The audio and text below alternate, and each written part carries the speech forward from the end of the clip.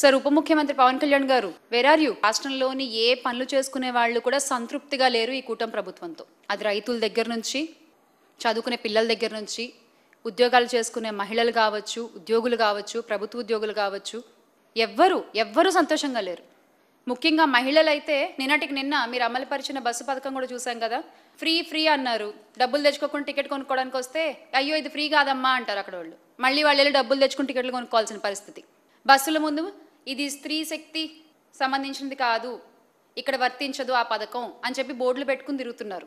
ఒక ఆడ మనిషిని చెట్టు కట్టేసి కొడుతుంటే తన కన్న బిడ్డ ముందు వైఎస్ఆర్ కాంగ్రెస్ పార్టీ కదా గొంతెద్దాన్ని ప్రశ్నించింది. ఆ తర్వాత కదా ఆమెకు న్యాయం జరిగింది. ఆయన సొంత నియోజకవర్గంలో జరిగితే మాట్లాడరు. ఆయన పక్కన కాకినాడ జిల్లాలో మొన్న డాక్టర్ పైన నర్సింగ్ కోర్స్ చదివేటువంటి వాళ్ళ మీద గవర్నమెంట్ హాస్పిటల్లో అంత ఇష్యూ జరిగితే అప్పుడు కూడా ఆయన వచ్చి మాట్లాడలేదు. ఒక్క విషయంలో ఆయన స్పందించరు.